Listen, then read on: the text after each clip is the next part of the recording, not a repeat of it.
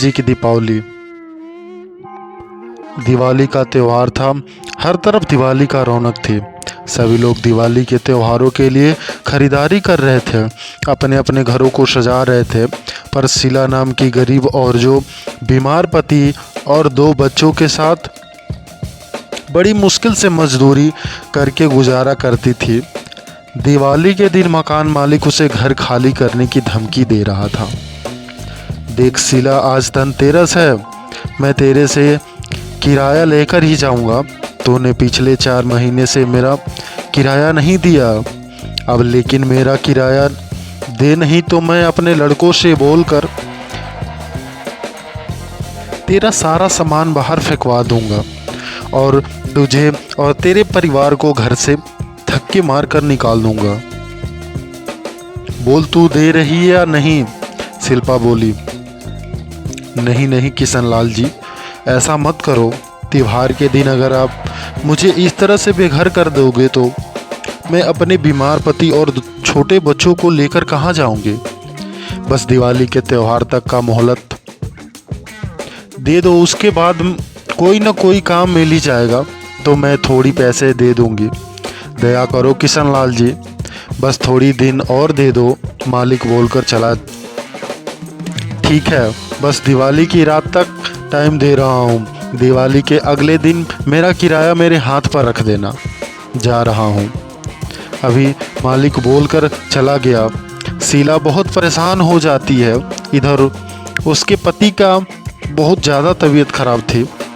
2 साल पहले तक का शीला के पति बिल्कुल ठीक था, पर अचानक एक दिन मजदूरी का काम करते हुए उसके हाथ पैर सुन्न हो गए और उसका चलना फिरना एकदम बंद हो गया।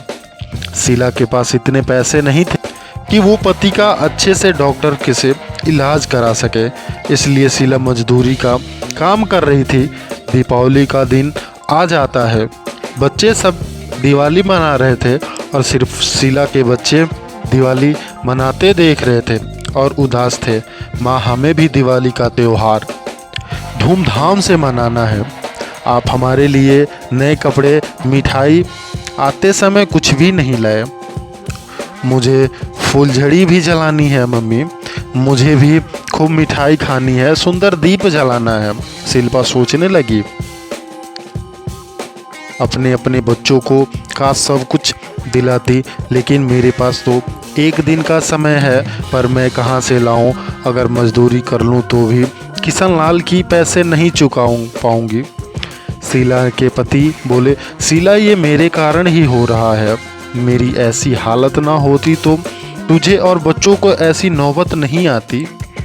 शीला कहने लगी, आप अपने को दोष मत दो। आप जानबूझकर थोड़ी जानते थे कि ये बीमारी आपको घेरे। कोई नहीं, अगर मुसीबत आई है तो इसे निकलने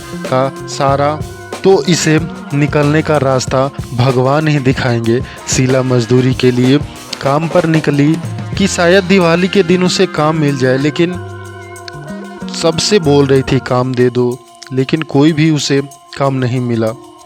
चलते चलते शीला एक बड़े हवेली के बाहर रुकी। वहाँ बहुत से नौकर चाकर सफाई साफ का काम कर रहे थे। भैया, कोई काम मिलेगा? साफ सफाई का हो या खाना बनाने का हो, मैं कुछ भी कर लूँगी। कोई काम दे दो, बड़ी मेहरबानी होगी, मुझे पैसे की बहुत ज़रूरी है। ओ नहीं बहन, सारे काम हो चुके हैं, अभी तो किसी काम की ज़रूरत नहीं है। क्या हुआ संगीता, परेशान क्यों हो रही हो? अरे, मेरे खाना बनाने वाली को बोला था टाइम पर आ जाना। शाम को मेरी सहेलियां दीपावली पार्टी के लिए आ रही हैं, पर अब बोल रही है अब मेरे सास ससुर घर पर आ गए हैं गांव से, तो मैं खाना बनाने का काम नहीं पकड़ूंगी। बताओ जरा, टाइम पर मना कर दी। अब पैसे भी होते तो मैं ज़बरदस्ती करवा भी लेती, लेकिन उसने अभी तक कोई पैसे भी नहीं लिए, इसीलिए मना कर दिया उसने। अब मैं क्या करूँ जी, मुझे बताओ, मुझे तो कुछ समझ नहीं आ रहा है। दीपावली पर सब बिजी हैं, कोई भी तैयार नहीं है आने को। अब 1 सेकेंड बहन, तुम काम के लिए बोल रही थी ना, तुम इससे इतने लोगों को खाना बना लोगी। हाँ, इस तरह से शीला को काम मिल ही गया।